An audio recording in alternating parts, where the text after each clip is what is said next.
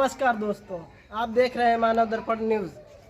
आज मैं मौजूद हूं जनपद लखीमपुर खीरी के द्वारिकागंज के अरविंद पब्लिक स्कूल में, जहां पर गरीब मजदूर सेवा समिति की कल्याण सेवा समिति की बैठक हुई, जिसमें 5 साल पूरे हो चुके हैं। दोबारा पदाधिकारियों का चयन हुआ। आइए जो है सर, जो है आपका नाम सर? गिरजा शंकर कश्यप कल्पन कवि। सर कल्पन कवि, बहुत बहुत आपका धन्यवाद हमारे मानव दर्पण न्यूज़ चैनल में आए। सर, जो गरीब मजदूर सेवा समिति है, इसके बारे में क्या सर जानकारी देना चाहेंगे? सबसे पहले मैं तो आपके चैनल को धन्यवाद देना चाहूँगा, स्वागत और अभिनंदन करना चाहूँगा। उसके पश्चात मैं इस गरीब मजदूर कल्याण सेवा समिति के आज के पदाधिकारियों की जो उपस्थिति यहाँ पर दर्ज हुई है अधिक से अधिक संख्या में, वो सभी हमारे बधाई के पात्र हैं और यह समिति हमारी सभी का हार्दिक अभिनंदन एवं स्वागत करती है।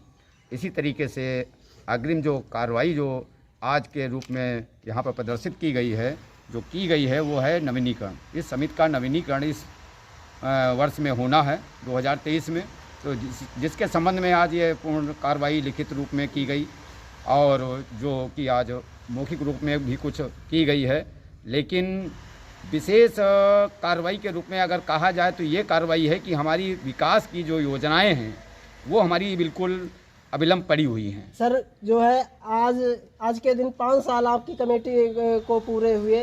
इस 5 साल के पहले आपकी कमेटी ने क्या किया और अब जो है 5 साल के बाद असल में बात यह है कि पूरे 5 वर्षों तक इस गरीब मजदूर कल्याण सेवा समिति ने जो कार्य किया है वो बहुत ही, आप समझ लीजिए, कहने का मतलब इतना अच्छा कार्य किया है, अन्य कमेटियों ने कार्य नहीं किया। क्योंकि जैसे हम आपको समझाते हैं और बता भी रहे हैं कि देखिए, सबसे पहले हमने गरीबों के लिए हक मांगा कि इनको आप गरीब घोषित कीजिए, तो सरकार ने हमारी बात सुनी। उन्होंने ई श्रमिक कार्ड के द्वारा गरीबों का हक पंजीकरण किया, लेकिन उसके पक्ष में कहा भी कि मैं इसको भत्ता, गरीबी का भत्ता हम देंगे, ई श्रमिक कार्ड बनाएंगे और भत्ता देंगे, लेकिन अभी तक भत्ता जारी नहीं हुआ। ये बहुत दुखद बात है, भत्ता अभी तक जारी नहीं किया गया शासन प्रशासन से, ये बहुत दुखद बात है। इसके बारे में शासन प्रशासन को क्या कहना चाहोगे? मैंने अपनी समिति के द्वारा, अध्यक्ष महोदय के द्वारा और स्वयं ये ज्ञापन एसडीएम साहब को दिया गया, लेकिन उस पर कोई कार्रवाई आज तक नहीं हुई। हमने लिख करके 17 योजनाएं भेजी हैं, जैसे शादी अनुदान था, शादी अनुदान को बंद कर दिया गया, ये भी गलत है। शादी अनुदान आवश्यक है गरीबों के लिए, जो हमारे कर्जा लेकर के शादी बारात लड़कियों की जो लोग कर रहे हैं, कम से कम उसका भला कुछ हो जाता है। तो ये शासन प्रशासन को, अधिकारियों को सोचना चाहिए था, माननीय मुख्यमंत्री जी को, माननीय प्रधानमंत्री जी को सोचना चाहिए था, लेकिन ये बंद नहीं करने वाली चीज़ थी। खैर कोई बात नहीं। उसके बाद दूसरी बात आप सुनिए, आवास की बात। फिर उसके बाद तेल अभी जारी किया, मैंने लिख के दिया था कि गरीबों को के हक में जैसे चावल मिलता है, गेहूँ मिलता है, लेकिन साथ में तेल दिया गया। तेल की मांग हुई थी हमारी, एक मिनट सर, दाल की मांग हुई थी। तेल की मांग कर रहे हो, दाल की मांग कर रहे हैं, तो इस समय तो बंद हो गई है, ये इसका क्या कारण तो है? कहने का मतलब, जब मैंने इस आवश्यकता, गरीबों के हित में जो आवश्यकता की चीज़ थी, तो खाने पीने में ये चीज़ें आती हैं, तो हमने इसको जो है ज्ञापन के द्वारा, एसडीएम के द्वारा जो है माननीय मुख्यमंत्री जी को, माननीय प्रधानमंत्री जी को ये ज्ञापन भेजा गया, जिसमें उन्होंने स्वीकार किया कि हम तेल देंगे। तेल कोटे से बंटना चालू हो गया, तेल मिला, नमक मिला और शक्कर भी मिली, लेकिन कुछ लोगों को मिली, कुछ को कोटेदारों ने नहीं दिया। सर, ये सब व्यवस्थाएं मिली, लेकिन सिलेंडर तो जो है 1100 का हो गया। इसके बारे में भी ज्ञापन में मैंने लिखा है, माननीय प्रधानमंत्री जी को लिखा है कि आप इस सिलेंडर की कीमत कम कीजिए और सब्सिडी जो दे रहे हो उसको आप बंद कीजिए। आप सब्सिडी मत दीजिए, आप बिल्कुल निश्चित रेट पर जो है आप सिलेंडर दीजिए। लमसम निश्चित रेट क्या होनी चाहिए? क्या पहले था लमसम लगभग 500 रुपये, लगभग 500 रुपये था, वही निश्चित करें। तब तक जो है ये सब्सिडी वगैरह जो दे रहे हैं, ये सारी चीज़ें बंद करें। ये जनता को नहीं चाहिए। गरीब मजदूर कल्याण सेवा समिति जो है ये इसका समर्थन नहीं करती है, क्योंकि गरीबी उन्होंने देखी हो तो वो जाने गरीब का दर्द क्या होता है। मैं एक पंक्ति में कहना चाहूँगा कि हम दर्द हैं, हम दर्द हैं, हम दुश्मनों के लिए सिर दर्द हैं, हम जान हाजिर है मेरी वतन के लिए, वो मर्द हैं, हम वो मर्द हैं। हम कहकर रहेंगे और कर रहेंगे, जो कहते हैं वो करते हैं और करके दिखाते हैं।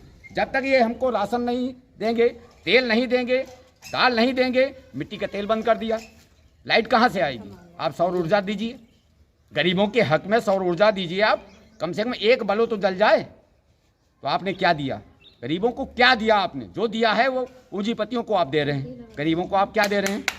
भाई गरीबों को देना है आप किसी माध्यम से दीजिए। प्रधान के माध्यम से आप देते हैं, प्रधान जी जो है पता लगता है उसमें 20,000 30,000 रुपए मांग रहे हैं, तो गरीबों को क्या मिला? क्या जो है प्रधान जी भी भ्रष्टाचार कर तो रहे हैं? भ्रष्टाचार अरे गरीबों की दर्द को कौन जानता है? हम तो कहते हैं कि दूसरे की दिल की हरगिज कोई क्या जानता है, जो गुजरती है दिल पे बस खुदा जानता है। और भी पदार्थ। हाँ सर, और बताइए। मैं की दर्द मैं से पूछो, घायल कैसे होता है? घायल की दर्द घायल जाने, घायल कैसे होता है? कहने का मतलब यह है गरीबों का दर्द हर व्यक्ति नहीं समझता।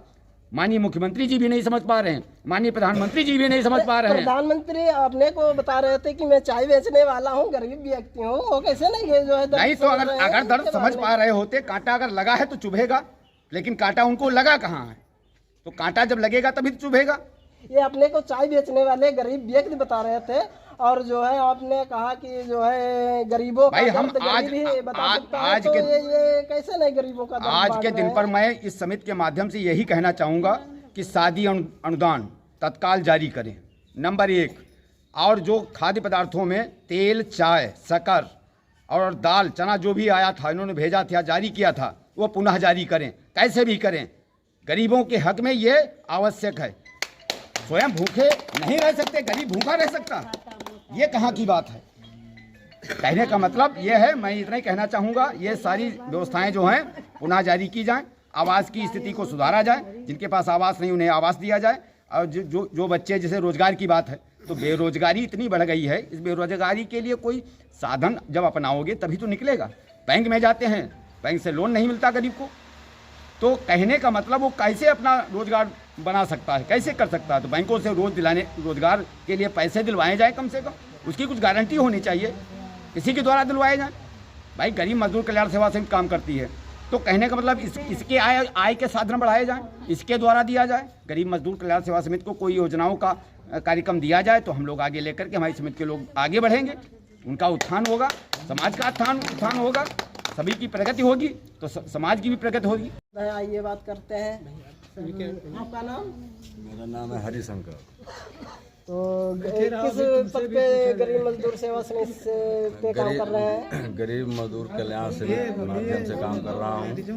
तो गरीब मजदूर सेवा समिति के बारे में क्या जानकारी देना चाहेंगे हमारे मानव दर्पण न्यूज़ के माध्यम से? हम देना यही चाहते हैं सर, हम ग्राम पंचायत सिकंदरपुर के रहने वाले हैं, और हमारा जो गोला तहसील है, ये गोला तहसील बहुत बुरी तरीके से अधिकारियों के हाथ जुट चुका है, और हम लोग ग्राम सभा के सिकंदरपुर के कम से कम 10 बार 50 बार एप्लीकेशन लगाए, लोगों का पट्टा बना हुआ है, खितौनी जारी है, लेकिन उनको ज़मीन अभी तक कब्जा नहीं मिल रहा है।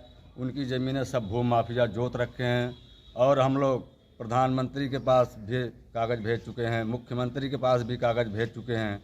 शासन प्रशासन केवल हम लोगों को अवगत करा रहा है, हाँ तुम लोगों को ज़मीन मिल जाएगी, हैं चुपचाप बैठ जाओ, लेकिन आज तक किसी गरीब को कोई ज़मीन नहीं मिला।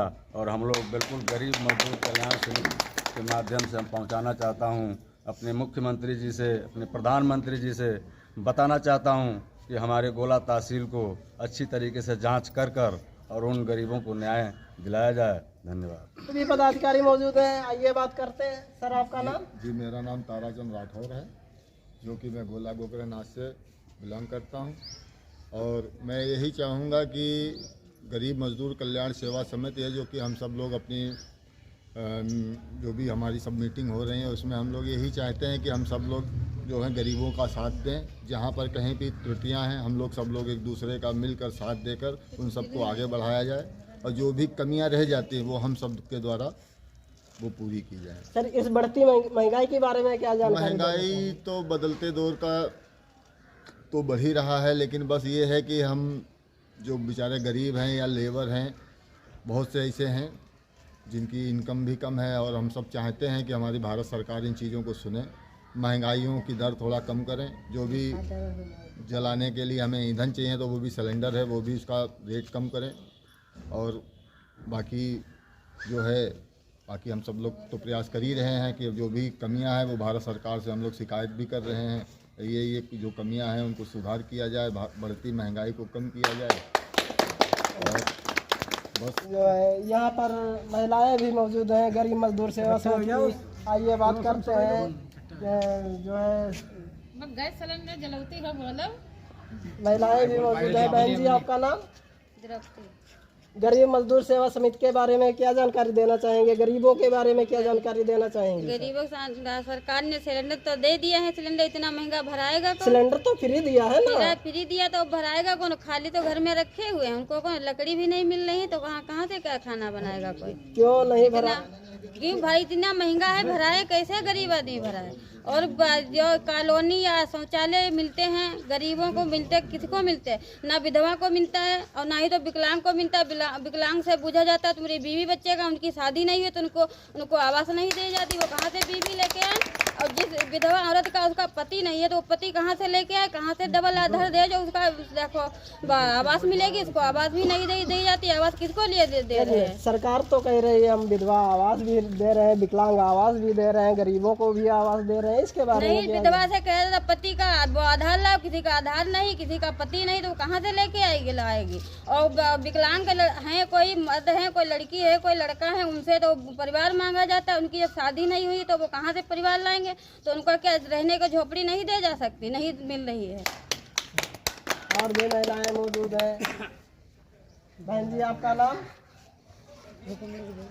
इस जो है गरीबी के बारे में, गरीब मजदूर सेवा समिति के बारे में हमारे मानव दुपहर न्यूज के माध्यम से क्या जानकारी देना चाहेंगे? जानकारी का है, गरीबन के घर मकान छीनते हैं और बाकी कहते कौन हैं कौन छीन रहा है गरीबों के जो है घर मकान? जो कोई अधिकारी तनिक बन गए, पीडीओ उडिया, वो छीन रहे हैं और वही छीन रहे हैं, वीडियो छीन रहे हैं। इसकी सूचना जो है आपने पुलिस जो में है तन भर्ती पाए गए, वो है छीन रहे हैं, कहा दिल तुमको मारेंगे, तो मारते हैं, धमकाते हैं, कहते तुम्हारे है कौन? पुलिस वाले जो है आपका जो है मकान पुलिस वाले ने जाओ तो वही का एक तरफी एक जने का बुलाते हैं, कहते सुलाई हो गई। अरे इसकी सूचना जो है एसडीएम साहब को दी होती, एसडीएम के यहाँ दिए, सबका डीएम दिए, साहब को दी होती, हर जगह सूचना दे दी है। आप अपने गरीब मजदूर सेवा समिति के अध्यक्ष जी को दी होती, उन्होंने क्या बताया? हर जगह दे जुगे नखलऊ तक का, तभी सुनवात नहीं भाई गरीब आदमी। आपने जो है अपने अध्यक्ष जी को ये सूचना दी? दिया। अध्यक्ष जी ने क्या है जो है बताया? कोर्ट चल रहा है, मारे गरिया रोज आओ तुम गली घेसते हैं, कहा निकलोगी मार डालेंगे। कौन जो है गाली दे रहा है, इसका नाम बताना चाहेंगी आप? हाँ बताए ना, विजयपाल राधा देवी। ये जो है किस मैटर में? मकान में मकान वो लोग छीन रहे हैं। हाँ, उनके मोहरा पर से निकलो तो कहते हैं टांगे फाड़ देंगे। इसकी जो है इसकी सुनवाई कोई नहीं, कोई सुनवाती नहीं, कोई नहीं, गोला में यहाँ कतई कोई सुनता ही नहीं, ना नखलाऊ तक का नहीं सुन। और भी यहाँ पदाधिकारी मौजूद है।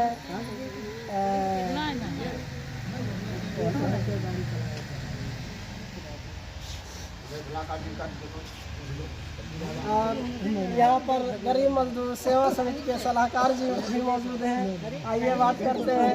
सर, आपका नाम जो है ये सूचना जो है सरकार तक पहुँचाना चाहिए, आप जो है आपको पहुँचाना चाहिए, सभी को लाभ होना चाहिए। सभी लोग जो ने बताया वो सत्य। क्या सरकार लाभ नहीं दे रही है? लाभ बिल्कुल बहुत कम दे रही है, 1-2 मात्र। गरीबों को मिल नहीं रहा लाभ। और भी पदाधिकारी मौजूद है, आइए सर बात करते हैं। सर, आपका नाम? बद्री प्रसाद। तो गरीब मजदूर सेवा समिति के बारे में क्या जानकारी देना चाहेंगे? जानकारी यही देना चाहते हैं कि हम लोग 32 साल से मुकदमा लड़ते लड़ते परेशान हैं। अब हम लोगों को मिल नहीं। किस मैटर का 32 साल से मुकदमा लड़ रहे हैं? जमीन के बारे में। जमीन जो हम लोगों को पट्टा बना है 91 का, और वो 32 साल हो चुके। आज तक हम मुकदमा लड़ते लड़ते परेशान हैं।